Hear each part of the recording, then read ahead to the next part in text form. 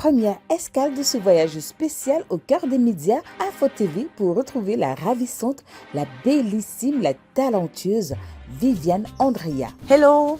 Pour ouvrir ce travelling spécial, je vous invite à revisiter des histoires qui resteront gravées au panthéon médiatique camerounais. Storytelling, Alain Nabi et Sono et les équipes de créatives. Ils ont contribué à écrire l'histoire de la médiasphère et à marquer le temps. Pour la saison 3 des Travelling, nous avons exhumé l'histoire de l'inoxydable et éternel journal Mutation. Avec leurs plumes, les mutants ont sonné la révolution pour donner du poids à la presse privée. Un pari réussi avec une bande de copains audacieux à la vision génétiquement modifiée et dans le rôle de Stanley et Jack Kirby, Maurice Kamto. Proté Ayangma. Je ne suis pas journaliste. C'est vrai, c'est un homme d'affaires. Actionnaire majoritaire, il crée à 56 ans la South Media Corporation et lance le journal Mutation. J'ai mûri l'idée de créer Mutation quelques temps après. J'ai vu Kamto, puisque je savais qu'il était intéressé par la presse. J'ai demandé à une amie si elle connaissait un journaliste. C'est elle qui m'a ramené Aman Mana. J'étais parti de Cameroun Tribune, donc je ne voulais plus repartir avec le système, tout ce qui est lié au gouvernement, à l'État. Le groupe s'est formé comme ça. Une équipe de 8 personnes a guéri au combat d'exercer autrement. En février 1994, une unité d'élite commence les grandes manœuvres. Le 8 juillet 1996, Mutation est née. Nous avons réussi à imposer que les standards du journalisme international sont possibles chez nous. Mutation va être ce journal-là qui va faire la différence. Au sommet de son art, vint la scission, la déchirure, la guerre, l'éclatement, l'explosion. Je me souviens encore de ce jour d'éclatement de Mutation. Quand il est venu, je l'ai pris comme ça, je l'ai serré, il a posé il a posé sa tête sur mon épaule. Il m'a dit, grand Zab, je ne t'ai jamais dit non. Aujourd'hui, je t'ai dit non, je m'en vais. Et ça m'a fait mal. Il s'agit d'une crise de croissance qui a été mal gérée. Les égos se développent. La crise du leader et du manager. La scission était inéluctable. Il y a eu un tel investissement d'un certain nombre d'individus qui fait que, oui, la propriété financière de Kamto et Ayangma ne pouvait pas suffire pour dire « Ok, nous sommes propriétaires du journal ». On ne pouvait pas enlever à Aman Mana qu'il s'était surinvesti dans ce projet et on ne pouvait pas en faire un simple employé pour dire « Ok, demain, tu n'es plus là, tu fais autre chose ». Non, ce n'était pas juste. Je pense qu'il y a eu une volonté d'humiliation de la part de certaines personnes. On aurait découvert un compte où était viré un agent qui devait être viré dans un autre compte. Il y a eu des problèmes de gestion. J'ai voulu recadrer, c'est parti en vrille. On estimait que l'agent n'arrivait pas toujours à la bonne caisse. Il y a eu un clash qui est resté très mémorable. Il a riposté en disant que c'était son journal. Je n'ai jamais considéré que c'était mon bébé. C'était le bébé de tous les journalistes qui étaient là. J'ai constaté que tous les journalistes de l'Ouest sont partis, presque tous. Je pense qu'on n'a rien à se dire. Plus rien, vraiment. Oh, quel gâchis! Nous avons rallumé la flamme de l'histoire d'un certain Moïse Banteke. Oui. Aïe aïe aïe, il est 10h, frère, vous le savez, FM 105, où est là-bas. Merci d'être là. Aïe aïe aïe. Oh aïe aïe aïe aïe aïe. Bonjour à toutes et à tous et bienvenue sur la radio en Île-du-Cameroun, FM 105, où est là-bas. C'est le cyclone parade international de la CRTV qui livre ce vendredi son 168e numéro pour vous servir l'infocoustique, le meilleur de l'info en la matière. L'original, c'est lui. Une voix unique, une voix exceptionnelle qui explose dans le cyclone parade international de la CRTV. Il était unique. On écoute alors cette autre belle mélodie. Moïse Banteke, il écrivait les scoops, il allait chercher les disques. Trouver toutes les variétés de musique qu'il faut. Si une musique a été reprise 3 ou 4 fois, Moïse se donnait le devoir à lui-même de trouver les 4 variantes. Il rédigeait le conducteur. Au moment où l'ingénieur de son venait travailler, c'est lui qui lui indiquait tous les détails qu'il y avait dans l'émission. C'est le premier à avoir des introductions chantées. Sur le macadam de Bonanjo, quartier de Douala. Alors que Papa Ban faisait son jogging matinal, arrivé au niveau de la maison du parti, avec les autres sportifs, c'est là où il s'est écoulé. Et les autres sportifs l'ont aidé à mettre dans un taxi pour le conduire directement à l'hôpital militaire qui est à un pas de la maison du parti. Immédiatement après, il était de là, de l'hôpital militaire de la maison du parti. Il est entré dans un coma profond. Après, on l'a amené à la garnison militaire, où malheureusement, on n'a pas pu le prendre en charge. Encore des problèmes de prise en charge. Donc il fallait le transférer à l'hôpital général. On a demandé son transfert pour l'hôpital général. Donc, entre l'hôpital général et l'hôpital militaire, vous savez qu'avec ce que ça comporte, très tôt matin avec un embouteillage, on ne pouvait pas. J'étais dans le véhicule avec Moïse, avec 2 infirmiers et le colonel lui-même qui est au volant. Son cœur s'arrête de battre. Juste à l'entrée de l'hôpital général, c'est là où Moïse Banteke a rendu là. Le vendredi 10 mai 2013, à 8h10, Moïse Banteke est déclaré mort. Tu meurs, tu nous laisses, avec tout ce que tu as fait pour nous, sans qu'on ait eu le temps de te dire merci. Pour apporter une couleur. Je suis très heureux de t'avoir connu. Et ce que tu m'avais demandé, je l'ai fait. Notre fils Boris Moïse Banteke est avec nous. Et tu sais ce qu'il a dit l'autre jour? Il a dit que Balafon, c'est la seule et la dernière chaîne dans laquelle il va travailler. Parce que dans cette chaîne, il a retrouvé l'esprit de son père. Je sais que tu es dans cet esprit de Balafon. Merci Moïse Banteke.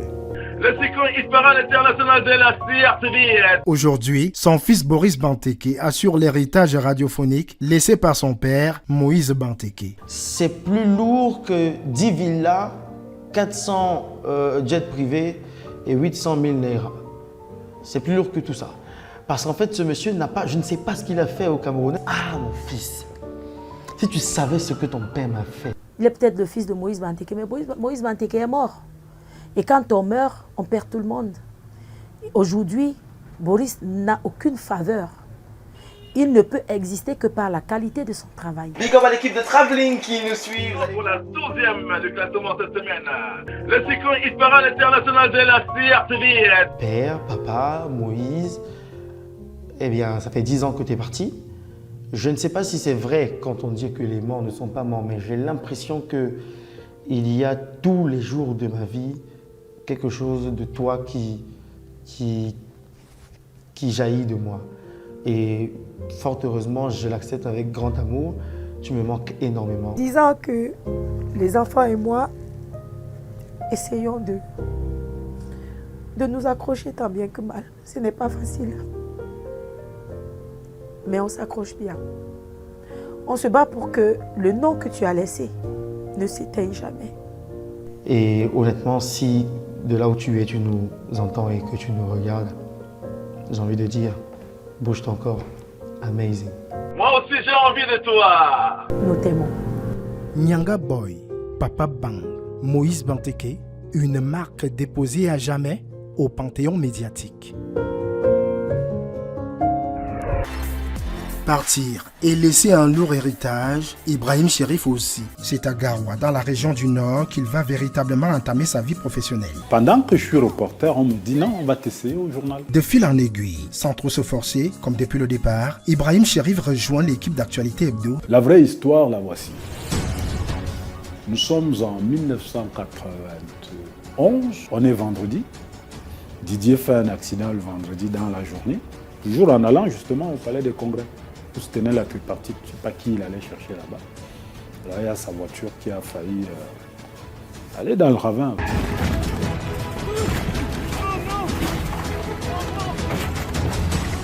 Vraiment, et donc, il est mal, pas faire d'émission, interné à l'hôpital.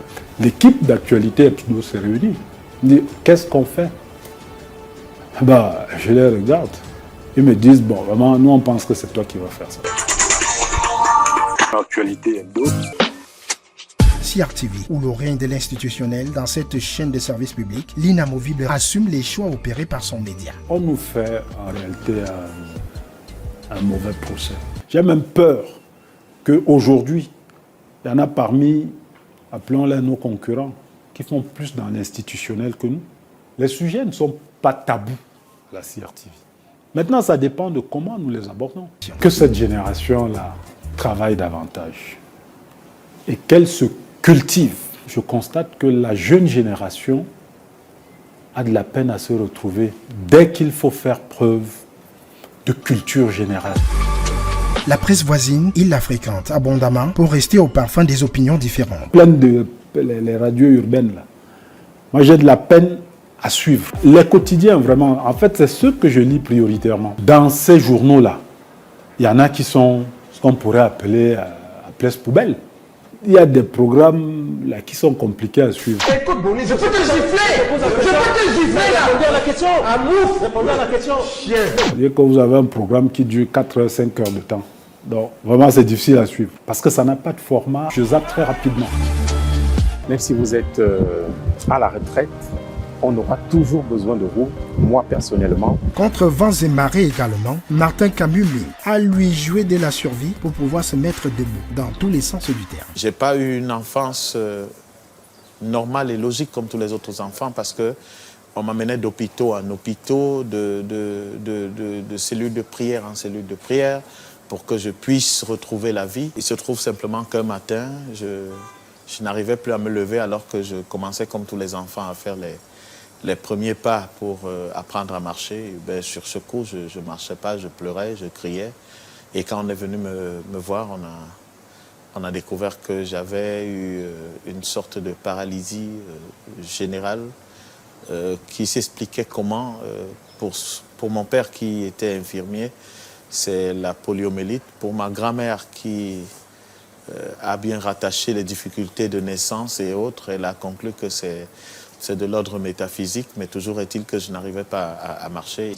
C'est avec cette force que Martin Kamumim entame finalement ses études primaires à Lokbadjek, dans le département de la Sanaga-Maritime, non loin d'Idéa, aidé par un tricycle et les bras de ses frères. Et puis, c'est à cette période-là que germaient déjà en lui des bribes de ce qu'il voulait être. Je rêvais de devenir journaliste.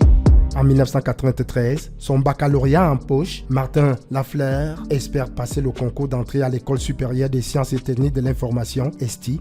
Avec un brin d'amertume, il va s'inscrire à l'université de Douala. Son père voyait en lui un futur avocat, mais lui, non. Et quand mon père découvre que je ne me suis pas inscrit en faculté de droit, il est fou de rage. Il est fou de rage, mais je finis par faire mon cursus normal. Et pendant ce temps, j'étais déjà correspondant de la FM 105, des radios, dans la Sanaga-Maritime à Idéa. Donc j'étais en réalité un journaliste accompli.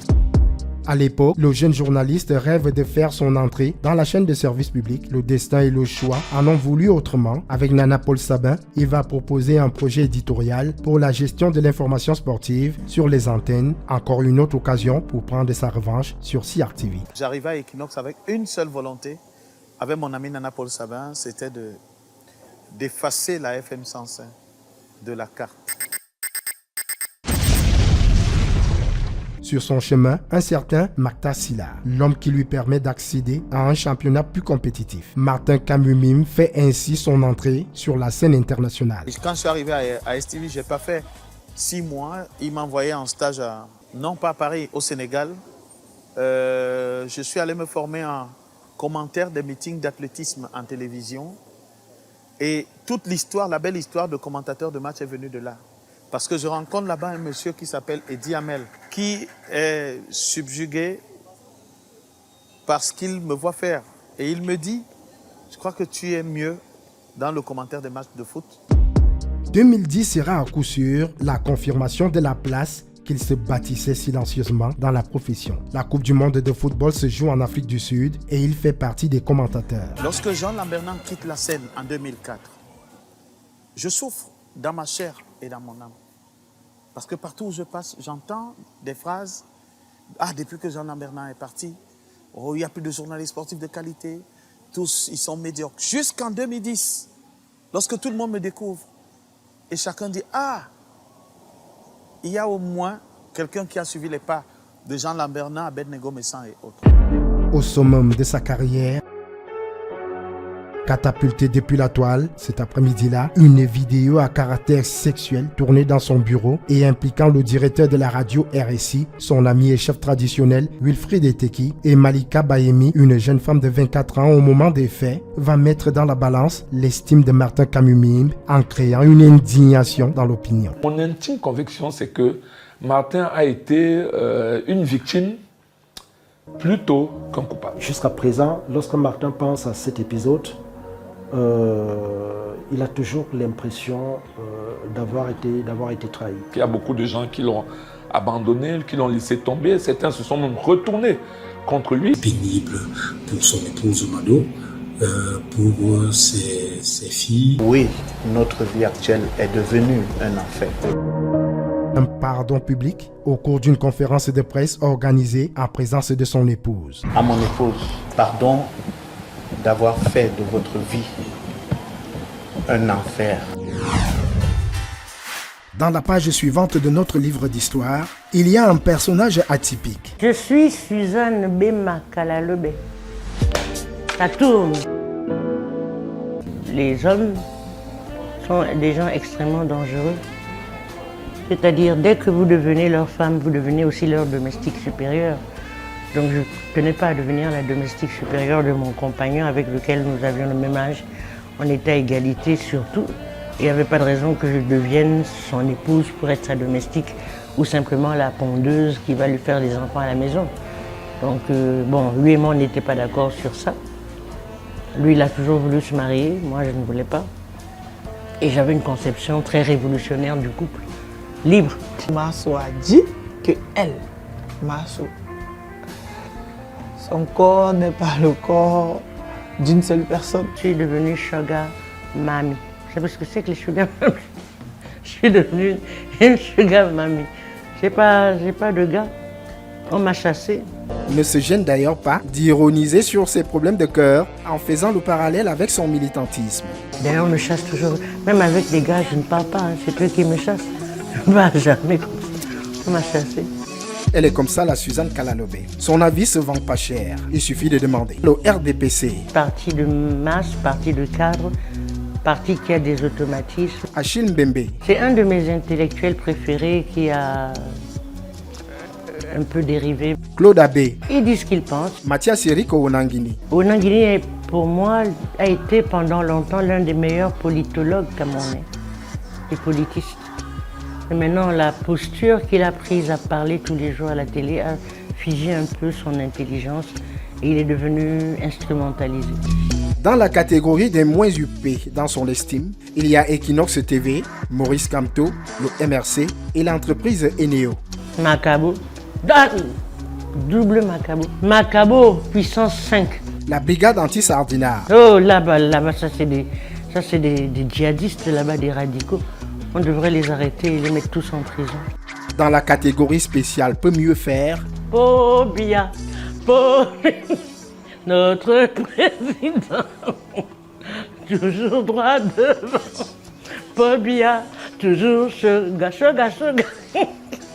Je critique le système néolibéral qui a fabriqué des Paul Biya et qui risque d'en fabriquer beaucoup, comme les Maurice Kamto, qui sont dans le même système, même s'ils critiquent la gouvernance de Paul Biya.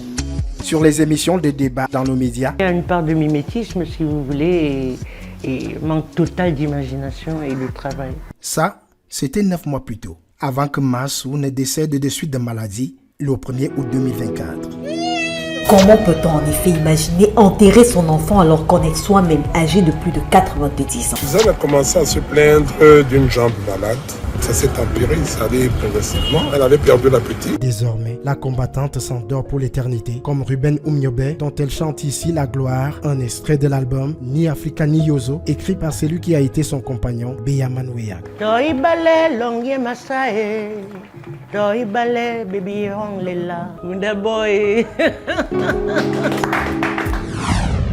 Il y a des talents dont la seule évocation des œuvres suffit à lui permettre une entrée au panthéon de la gloire. Folie d'Iran est de cela. Le meilleur animateur de tous les temps qu'on a eu ici au Cameroun. Je ne sais pas comment le Cameroun peut nous apporter en plus un autre Folie d'Iran. C'est le talent de Folie d'Iran qui parlait. Il y avait lui, il y avait Saint-Lazare en Mogo. Lorsque vous aviez la chance de passer par eux, le succès était assuré. Entrons dans l'asile d'un jeune homme qui a fait de la folie son fonds de commerce. Tam Tam Weekend, cocktail au décibel, musique train, le quiz du succès. Le succès s'appelle Folie d'Iran. De sa folie inventive, il créa ses délires. Délire. Au départ, c'était un jeu. Il disait, il faut qu'on fasse quelque chose d'extraordinaire. On va faire croire aux gens quelque chose qui n'existe pas, mais qui va exister. Et il va rencontrer le professeur Mendozé. Accordez-moi une tranche le 1er avril, le jour du poisson. J'ai envie de faire un gros poisson d'avril. Et Mendozé qui le regarde et qui lui dit, mais encore toi, Folie, qu'est-ce que tu vas encore faire? Non, vraiment, faites-moi confiance, je vais vous-même vous bluffer. Mendozé lui a dit, ok, on va lancer un communiqué radio et il y aura une débandade de jeunes qui vont venir parce qu'ils ne savent pas de quoi il s'agit. On va se retrouver chez un aîné qui s'appelle Jean-Baptiste Choula, un midi, dans un cadre qui s'appelait Ampoule Rouge pour les répétitions. Et c'est là qu'à la première répétition, 2 personnes vont sortir du lot. Un jeune homme qu'on appelait, parce qu'aujourd'hui, Aboyoyo, qui va venir incarner Diblo Dibala d'une manière extraordinaire. Ce qui a même fait venir Diblo Dibala au Cameroun juste pour rencontrer ce jeune homme. Et puis il y aura une jeune fille qui était élève au lycée de Biemassi à l'époque. Et elle va décider ce jour-là d'incarner Tchalamwana. Elle s'appelle Biolon Jackie Carole, plus connue sous le nom de Jackie Bio. Ça se passe très bien. Répétition, sélection des 12 meilleurs artistes. On va enregistrer en balade. Donc on a enregistré avec les portes fermées. Et là encore, il y a une histoire pour la diffusion. C'est qu'en fait, Folie Diran va rencontrer Denise Epotet. Il lui dira, écoute, quand tu vas finir le 20h30, je veux qu'on fasse quelque chose. Ah oui, qu'est-ce qu'il y a? Il dit, écoute, je voudrais que tu annonces au public que l'émission tant annoncée, parce qu'il faut dire que le spot est déjà passé avant, l'émission tant annoncée de ce soir n'aura pas lieu. Ah bon, il dit, oui, il faut annoncer ça. Et effectivement, à la fin de l'émission, je revois Denise Epotet qui va prendre l'air vraiment désolé, à la limite malheureuse, pour dire vraiment, chers téléspectateurs, nous vous demandons pardon. L'émission Délire annoncée depuis 3 semaines ne pourra pas être diffusée ce soir. Et à peine 45 secondes plus tard, bam, bam, bam, bam, bam, bam, bam, bam, débandade dans tout Yaoundé.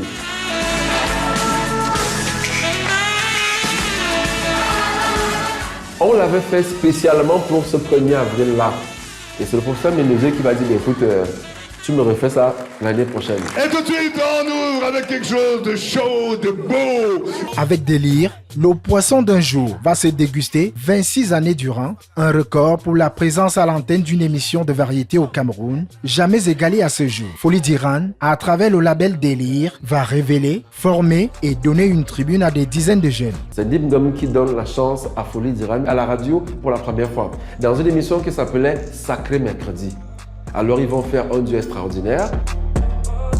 Quand on lui tend la perche, Folie Diran ne manque jamais de créer les passerelles pour révéler les talents qu'il découvre. Les insolites sur Yaoundé FM 94. Mais il va expliquer au professeur Mendozé qu'en radio, on ne peut pas faire rire les gens pendant 120 minutes d'affilée. Il faudrait que j'ai des comédiens, que j'ai d'autres personnes, mais moi tout seul, c'est pas possible de le faire. Ça va devenir ennuyeux et tout. Le professeur Mendozé lui a dit, je m'en fous. Je vous donne quand même les 2 heures. Débrouillez-vous, faites ce que vous voulez, mais c'est à vous la tranche. Et Folie Diran va donc choisir volontairement de donner sa chance aussi à quelqu'un pour la première fois qui n'avait jamais parlé à la radio et qui était, comme on nous appelait à l'époque, le porteur de sac. C'était le porteur de sac de Saint-Lazare à Mougou, Moïse Banteke. Alors il va donc confier une tranche d'antenne à Moïse Banteke qui partait de 10h à 11h. L'émission s'appelait Prélude aux insolites. Et c'est comme ça que Moïse Banteke parlera à la radio pour la première fois de sa vie. Des moments de gloire qui vont un jour se heurter aux contraintes naturelles plus ou moins surprenantes. La CRTV se sépare de Folie Diran. Folie Diran a été meurtri par cette séparation. Mais Folie Diran devait prendre sa retraite. Elle a été prorogée. Alors, une société de la place prend la décision de sponsoriser l'émission. Mais la société a ses exigences. C'est mieux que ce soit un jeune. Alors Folie Diran vient lui-même, dans une réunion avec Charles Ndongo et tout le monde, prendre la décision de mettre Jean-Olivier Oona. Pour des raisons de santé, Folie Diran choisira volontairement d'informer, à l'époque il n'était pas directeur général, Charles Ndongo, directeur central TV, de lui dire, écoute, je crois que je ne tiens plus. Et il y a un jeune homme qui peut faire l'émission à ma place, que je sois là ou pas, il la connaît par cœur. Il me désignera pour faire ce programme. D'ailleurs, les premières émissions que j'ai enregistrées se sont très bien passées. Mais malheureusement, des personnes autour de Folie d'Iran parce que justement, il n'était plus, Folie d'Iran, en pleine possession de toutes ses facultés de santé.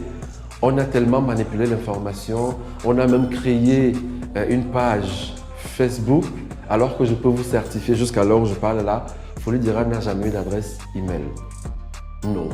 Internet, il disait je m'en fous. Folie d'Iran est victime d'un Alzheimer précoce qui a été détecté par hasard parce que ses fils, qui le trouvaient bizarre, sont allés l'enlever, l'amener chez le professeur Essomba à Douala, qui lui a fait une batterie d'examens. Connaissant justement qu'il avait ces problèmes de santé, la direction générale de la CRTV n'a jamais bousculé Folie d'Iran.